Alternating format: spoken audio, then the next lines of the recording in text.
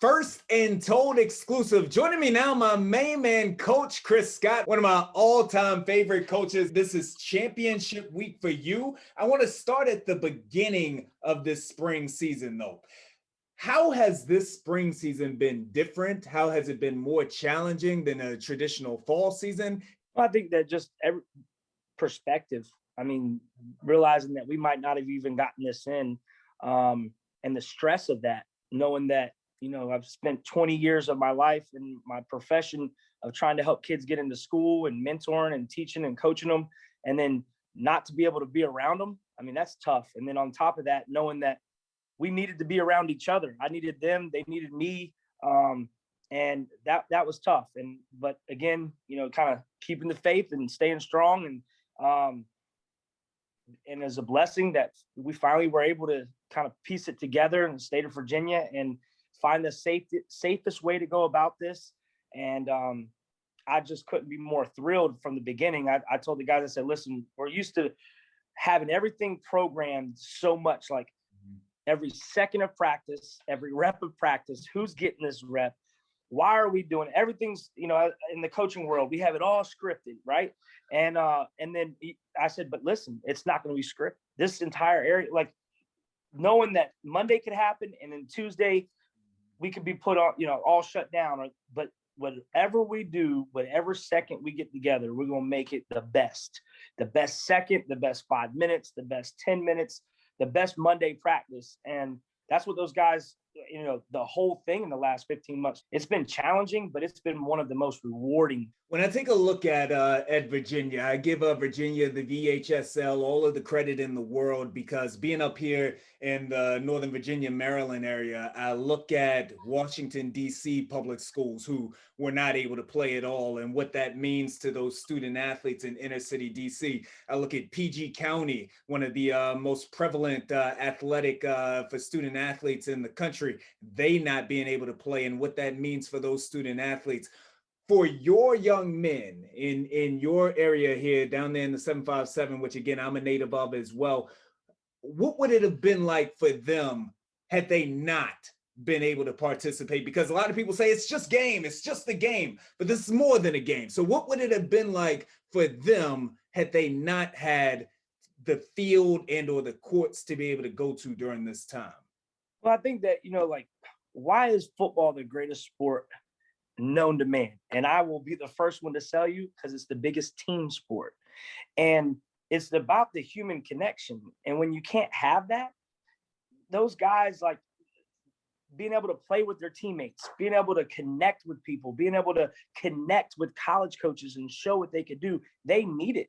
And they needed that because a lot of them know that this has been a gift that they have, whether it's a talent, whether it's a work ethic, and they've been able to showcase some of their talents and their gifts on that field and through their practices and through camps, and show dedication and show commitment, which universities are going to want those type of people. CEOs are going to want those type of people. Our CEOs are going to want to invest with these type of people because they're team oriented, and being able to showcase that talent means everything because it opens doors for them. Definitely shout out to Billy Hahn, the VHSL, for finding a way to make this happen for our student athletes, creating educational opportunities, and even as important, keeping our kids off of the streets, giving them something to do.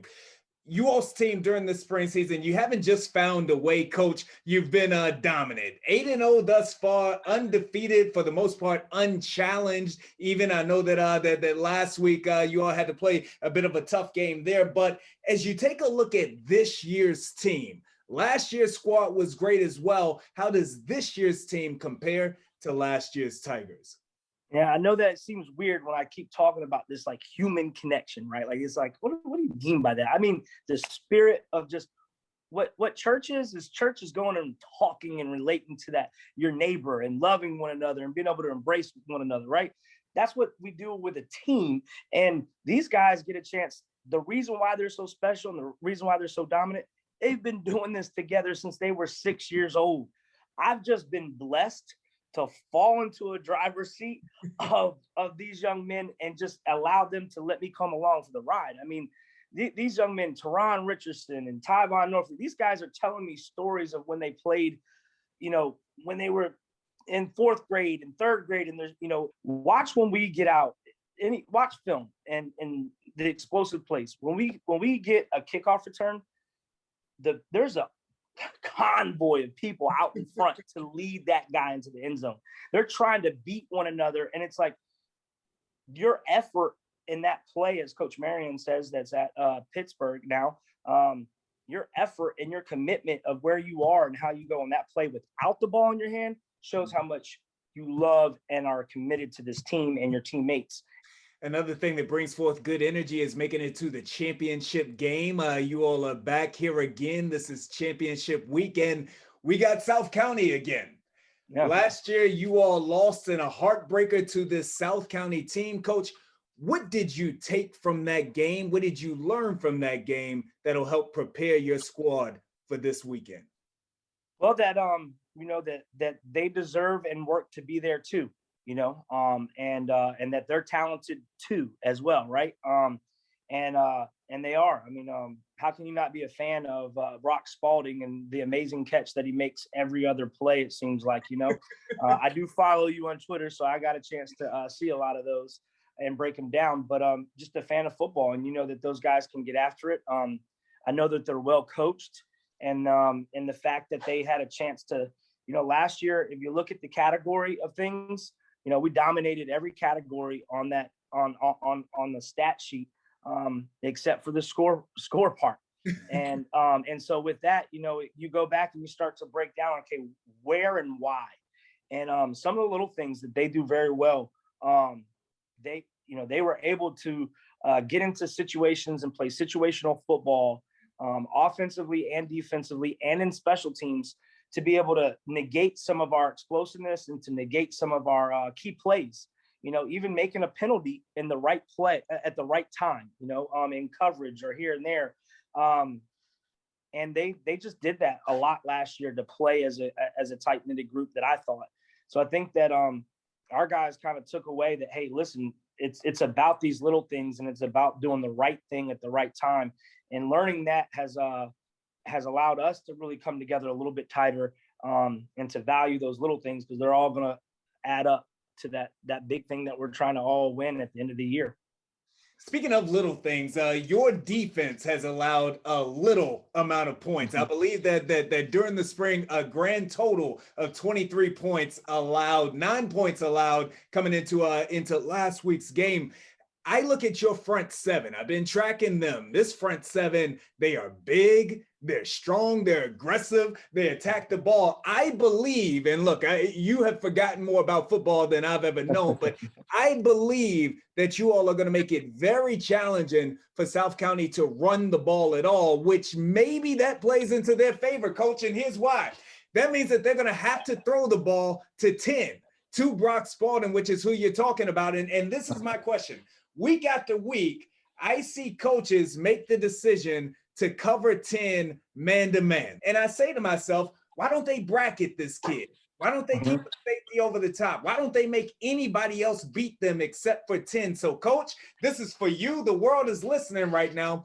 Will you all make the decision to have your athletes, your fine student athletes out there, cover Brock Spalding man-to-man, or will you keep a safety over top and bracket him?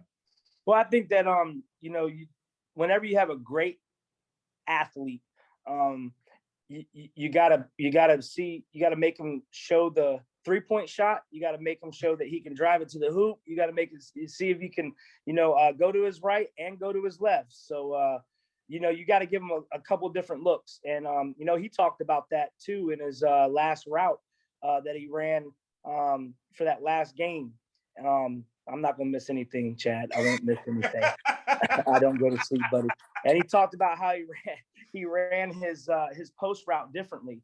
And so that just tells me he's a smart player. And as a great defense as we have, and Coach Gatlin and Coach Eddie, our DB coach, and Coach McClinney and Simmons, our linebackers coaches, is that we can't give them the same surface all the time.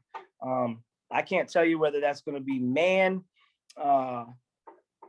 versus nature, man versus or that's going to be zone, or what that's going to be. But what I can tell you is that there's going to be a lot of different looks, because you have to do that. You can't just stay in one surface look and say, hey, let's see if it's just the wind is bad today and the ball's not going to find a way to his hands.